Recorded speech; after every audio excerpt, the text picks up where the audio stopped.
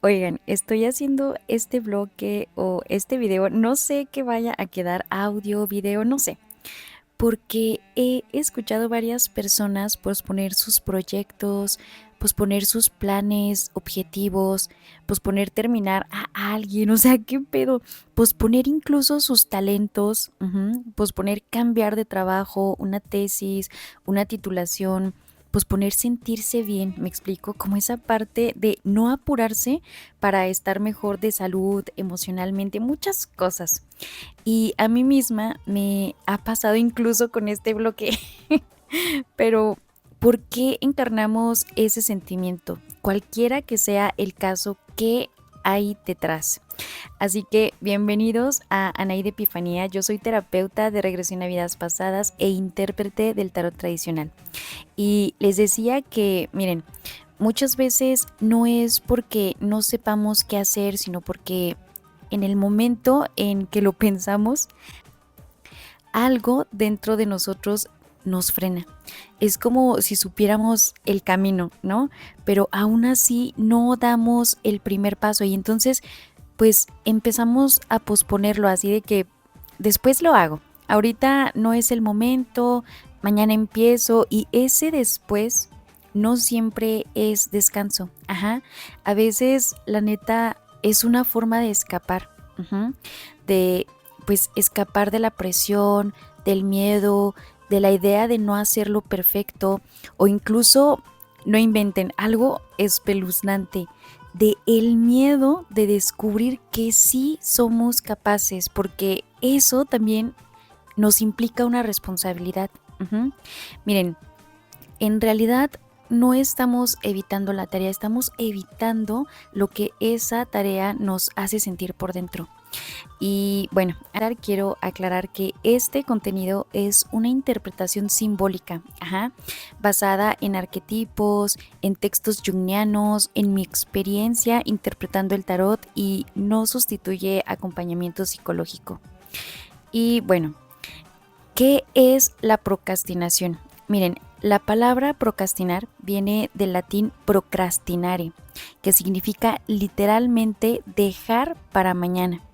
Y en lo cotidiano es eso, pues poner cosas que sabemos que son importantes. Y como les había comentado, un arquetipo en la psicología de Carl Jung es pues básicamente un patrón que todos los seres humanos compartimos. Son como formas internas o formas de ser que se repiten en todas las personas sin importar el país, la cultura o la historia de vida. Y yo lo veo así, como si dentro de nosotros existieran ciertos personajes simbólicos que se activan según lo que estamos viviendo. Por ejemplo, a veces aparece el héroe que quiere avanzar y enfrentarlo todo, o el sabio que observa y analiza antes de actuar, el niño que siente todo con mucha intensidad también, o incluso pues el saboteador, o sea, esta parte que duda, que se detiene o que se pone excusas. Y Jung decía que estos arquetipos vienen de algo que él le llamó el inconsciente colectivo, que es como una especie de memoria compartida de la humanidad. Y bueno, la procrastinación según la psicología. Miren, durante mucho tiempo se pensó que la procrastinación era simplemente flojera. Era así como que sinónimo de, ay, es que eres bien flojo, bien floja, o sea, ponte a trabajar. Pero la psicología dice, a ver, esperen, esperen, hay algo más, o sea, no siempre es flojera, es como el miedo disfrazado de flojera. Muchas veces pues no estamos huyendo de la tarea en sí, estamos huyendo de cómo nos hace sentir esa tarea. Entonces vas anteponiendo, ¿no? Imagínate que pues tienes que llamar a un cliente, pues terminar una tesis, como ya dijimos, abrir un negocio o subir ese video que llevas 3 semanas diciendo, mañana lo grabo, o sea, y de repente dices, bueno, pero antes voy a lavar los trastes, ¿no? ahora me salió este compromiso y vas al compromiso. Y luego ya después dices, ya que ando en eso, voy a visitar a fulanito o a fulanita tal, con tal de no hacer lo que realmente tenías que hacer. Entonces, el problema nunca fueron los trastes, el problema era sentarse a hacer eso que te daba ansiedad, porque esa tarea, ese objetivo despertó algo. Ujú. Tal vez ese miedo a equivocarse, tal vez miedo a que te critiquen o a el famoso perfeccionismo, ese que te dice, no, espérate, todavía no está perfecto. Y pasan 2 semanas, luego un mes, luego 6 meses, luego años y el proyecto sigue exactamente donde estaba.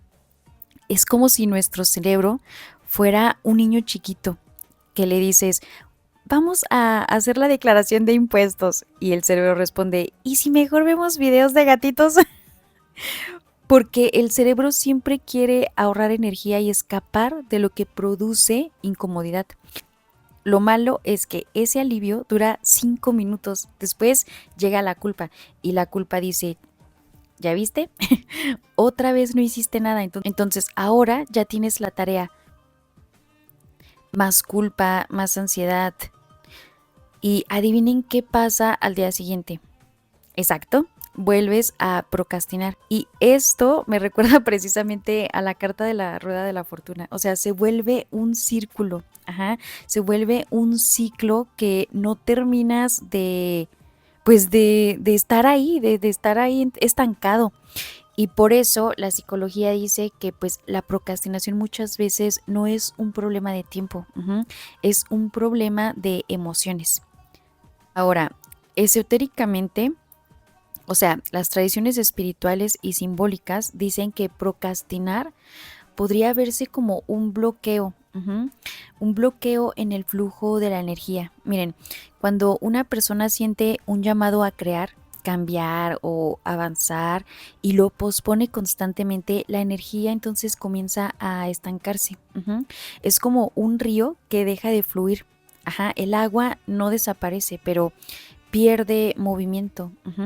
También puede interpretarse como un conflicto entre el alma y el ego. El alma impulsa hacia el crecimiento, mientras que el ego busca protegerse de aquello que percibe como incierto o amenazante. Si el cambio despierta miedo, el ego puede recurrir a la postergación para mantener pues lo conocido. Otra idea pues impactante, algunas otras corrientes dicen que la procrastinación refleja una resistencia al propósito personal, no porque exista un destino fijo que pues todos deben cumplir, sino porque cuando una persona siente que una acción puede transformarla profundamente, también puede aparecer una resistencia proporcional a ese cambio. Entonces, desde una perspectiva energética, algunas personas creen que procrastinar durante mucho tiempo puede manifestarse como una sensación de pesadez, de apatía o desmotivación. En esa interpretación no es que la energía desaparezca, sino que queda retenida porque la acción no encuentra salida. Pues sí, finalmente esa energía está estancada. Y desde mi forma de verlo, la procrastinación no solo ocurre en la mente, a veces también refleja un conflicto espiritual o simbólico. Hay una parte de nosotros que sabe hacia dónde quiere ir, pero otra parte interna intenta protegernos del cambio. Es el lenguaje de los arquetipos, es una lucha entre el impulso de evolucionar y el miedo de como abandonar lo conocido. Ahora, en una mirada junguiana, pues Carl Jung hablaba de el self, que es el centro más profundo del psique. Es la totalidad de la persona, lo consciente y lo inconsciente juntos. En pocas palabras, pues es quien eres en tu versión completa. No solo lo que muestras, sino también lo que no conoces de ti. Miren, Jung Lo veía como una especie de brújula interna que empuja a la persona hacia y su equilibrio. El proyecto como un espejo del self. Desde una mirada, pues como les digo, junguiana, muchas veces nuestros proyectos dejan de ser solo proyectos. Ya no son una idea o una meta por cumplir, empiezan a convertirse en algo más profundo, se vuelve un espejo de lo que creemos que somos. Y sin darnos cuenta empezamos a pensar que ese proyecto dice algo sobre nuestro valor, sobre nuestra capacidad, incluso nuestro propósito. Por eso puede doler tanto empezar y puede pesar tanto terminarlo, porque en el fondo sentimos que no estamos solo creando algo, sino que estamos jugándonos a nosotros mismos en eso. Y entonces aparece una idea muy silenciosa. Si esto sale mal, entonces yo también estoy fallando. Dejamos de separar la obra del creador, pero la realidad es otra. Miren, un proyecto puede pues no funcionar, puede cambiar de forma, puede no salir como esperábamos y pues aún así eso no dice nada negativo sobre quién lo creó. Entonces suele aparecer el arquetipo de el niño interior herido, conectado con el espejo del self. Este arquetipo no aparece solo con miedo, aparece como vulnerabilidad. Es esa parte de nosotros que aprendió en algún momento que equivocarse puede doler. O sea, que ser juzgado duele, que no ser suficiente también duele. Y entonces, cuando queremos empezar algo importante, no es solo la mente la que reacciona, es esa parte interna más sensible la que se activa. El niño interior herido no piensa en estrategias ni en planes, solo siente. Y pues desde ese sentir el mundo puede verse pues más grande de lo que es, ¿no? Entonces por eso surgen pensamientos como ¿y si no puedo? ¿Y si me equivoco? ¿Y si no soy suficiente? Y aquí es donde se conecta lo anterior, porque cuando ese niño interno siente que el proyecto define quiénes somos, entonces intentarlo se vuelve emocionalmente riesgoso. No es solo una tarea, es una exposición. Es como si el proyecto se convirtiera en un espejo y ese espejo pudiera devolvernos una imagen que no queremos ver. Entonces, a veces procrastinar no es evitar la acción, es proteger a esa parte herida de una posible herida mayor. Otro arquetipo que puede aparecer es el saboteador. Este es uno de los arquetipos más silenciosos. Es esa voz interna que siempre encuentra una razón para detenerte. Todavía no estás listo, espérate un poco más. Hay muchas personas mejores que tú, no tiene caso intentarlo. Entonces, este arquetipo del saboteador no siempre quiere destruirte. Muchas veces cree que te está protegiendo del fracaso, del rechazo o de la decepción. Y el problema es que intentando protegerte del dolor también como que te aleja de las oportunidades. Por ejemplo, hay una chica que vino a sesión regresiva porque se sentía oprimida. Esa era la sensación que ella literalmente describía. Pues total que nos dimos cuenta en medio de la regresión, no agarraba puestos pues más arriba de los que tenía o de lo que tenía porque tenía miedo a ser mejor de lo que era hasta ese momento. Y cuando llegaban oportunidades a ella no las tomaba o terminaba haciendo cosas para no cruzar al otro lado. Y cuando le pregunté cuál era realmente el miedo, pues era a ser mejor que su jefe y también ser mejor que su mismo esposo. Entonces, ella hallaba formas de no llegar hasta allá. Ajá. Ella encarnaba ese arquetipo de el saboteador. Pero bueno, el otro arquetipo que suele aparecer es el trickster, el disperso, Este arquetipo ama las distracciones y tiene muchísimas herramientas para hacerlo. O sea, de repente ibas a contestar un correo y terminaste viendo videos random, o ibas a estudiar, pero recordaste que había que acomodar el closet, o no sé, o sea, abriste tu celular 5 minutos y cuando volteaste ya habían pasado horas, ¿no? Miren, el trickster no siempre nos distrae con cosas malas, muchas veces nos distrae con cosas útiles, solo que no son las importantes. Ajá. A ver, otro arquetipo que suele aparecer es el arquetipo de el rey débil. El rey débil representa nuestra capacidad de digerir nuestra propia vida. Pero bueno, cuando este arquetipo está debilitado, pues cuesta trabajo sostener compromisos, establecer prioridades y mantener el rumbo. Entonces aparecen muchas ideas, muchos planes, mucho entusiasmo al principio, ¿no? Pero pues con la misma facilidad con la que se empieza, también suele abandonarse. Y no porque falte la inteligencia o talento, sino porque falta una dirección interna firme. Ujú. Una dirección que diga, voy a terminar esto, aunque hoy no tenga ganas. Y me recuerda la carta del emperador que habla del orden, de la dirección y de la disciplina. Ahora, la integración de arquetipos en su luz. Miren, ya vimos los arquetipos que pueden aparecer cuando procrastinamos. Ahora vamos a integrar los arquetipos para equilibrar. Ujú. El primer arquetipo que debemos integrar es el mago. Ujú.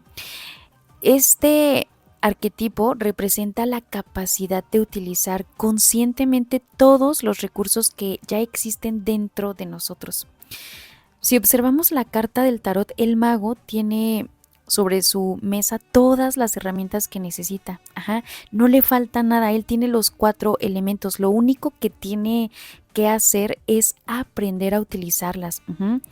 Por eso, pues, este arquetipo nos recuerda que muchas veces creemos que necesitamos algo más para empezar, pero que se te haya ocurrido esa idea, ese proyecto, ajá, ese pendiente, es el simbolismo de que ya tienes la capacidad, ajá. En realidad ya contamos con los talentos, con la experiencia, con la creatividad. Bueno, quizás no con la experiencia, pero sí con la capacidad, con la creatividad, la intuición y aprendizaje suficiente para dar el primer paso. Ujú. Miren, el verdadero acto de magia no es sacar un conejo de un sombrero, más bien es transformar el miedo en movimiento. Ajá. Es convertir la duda en aprendizaje. Ajá. Es hacer alquimia con aquello que antes nos detenía. Ajá. Ese arquetipo nos dice, nos enseña todo esto. Ajá. El siguiente arquetipo que podemos integrar es el rey o la reina. Ajá. Estos dos arquetipos representan el gobierno interior. Ujú. Nos recuerda que una vida sin dirección termina siendo dirigida por las emociones del momento. Y el rey no espera a tener ganas para actuar. Ajá. El rey siempre toma decisiones, organiza, ajá, sostiene compromisos y entiende que la disciplina no es una prisión, es una forma de honrar aquello que considera importante. Integrarlo es dejar de negociar todos los días con nuestras propias excusas. Otro arquetipo que podemos integrar es la fuerza.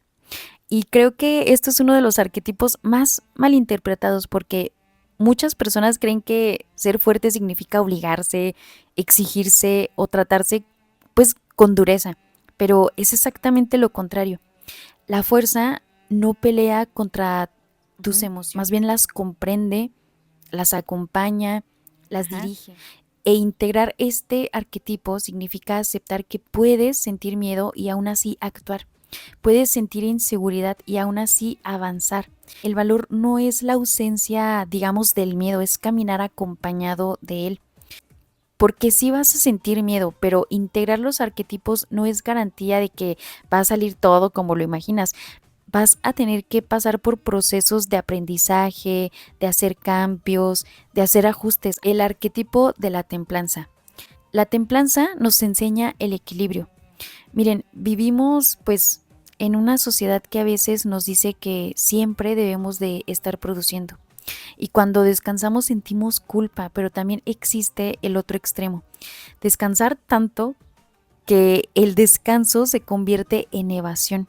Ajá. Y la templanza, el arquetipo, precisamente busca el punto intermedio. Nos recuerda que descansar también forma parte del camino, pero descansar no significa abandonar aquello de lo que da sentido a nuestra vida. Y bueno, finalmente otro arquetipo que podemos integrar es el carro. Puede haber otros más, pero pues consideré estos. Este arquetipo representa la dirección, porque tener talento pues no basta, tener motivación tampoco basta. Miren, si no sabemos hacia dónde vamos, cualquier camino termina distrayéndonos. Y el carro precisamente simboliza esta decisión interna de tomar las riendas de nuestra propia vida. No porque el camino vaya a ser fácil, ¿verdad? Sino porque hemos decidido dejar de vivir únicamente reaccionando a nuestras emociones y comenzar a caminar con un propósito más claro. Al final, integrar todos estos arquetipos no significa convertirnos en personas perfectas. Significa aprender a responder de una manera diferente cuando aparece la resistencia. Miren, la vida siempre nos va a traer altibajos. Es parte de la experiencia que hemos venido a encarnar para poder evolucionar. Y hay formas de salir adelante, de no estancar nuestra energía y de no echar a perder el tiempo en la tierra. O mejor dicho, las oportunidades, porque pues el tiempo es relativo. Pues estos son los arquetipos que podemos integrar para no quedar estancados, ¿no? Para no quedar ahí suspendidos. Esto es todo por el bloque de hoy. Espero que les haya servido, que les haya gustado. Me gustaría subir más temas sobre esto más adelante. Y pues nada, hasta la próxima y chao.